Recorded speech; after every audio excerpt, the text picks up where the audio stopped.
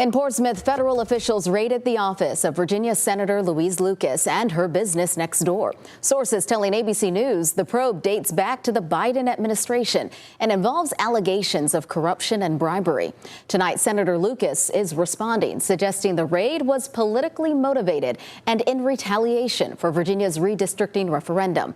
She said she was proud to lead that effort and has, quote, never been afraid to stand up to Donald Trump. She says today's actions by federal agents are about far more than one state senator. They are about power and who is allowed to use it on behalf of the people. What we saw fits a clear pattern from this administration. When challenged, they try to intimidate and silence the voices who stand up to them. Brittany Miller joins us in the studio with the details on the raid, reaction from people in the community, and insight from a political analyst. Brittany, take it away.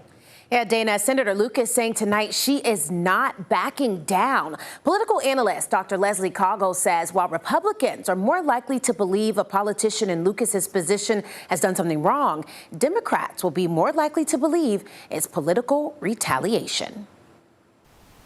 The FBI was in Portsmouth on Wednesday, raiding the office and nearby business of Virginia State Senator Louise Lucas. I want them to know that Senator Lucas has community. She has a whole state behind her. Barry Randall Jenkins, a Portsmouth community activist, says he's known Senator Lucas for about 20 years. He calls the raid of her office and cannabis store a political ploy. This is going to backfire on those that are behind this political stunt. He believes the state senator is being targeted. Lucas, a Democrat, has long been a critic of President Trump and most recently was an architect in Virginia's efforts to redraw its congressional districts. What transpired today was a situation to say, hey, well, since you're not scared, we're going to show you why you should be afraid of us. It's not like we fear that prosecutions have become politicized. It's like we see evidence in front of us that this is the case. 13 News Now political analyst Dr. Leslie Coggle says President Trump has a track record for targeting who he considers political enemies. Like Letitia James, perhaps James Comey. Though Coggle can't say whether Senator Lucas is one of those targets, she believes, like Randall Jenkins, some will be skeptical that the raid wasn't politically motivated. This sort of news hits people from different parties in different ways right now. Coggle says in today's political atmosphere, the news of an FBI raid on an elected official's office doesn't affect voters the same way it would have 10 years ago.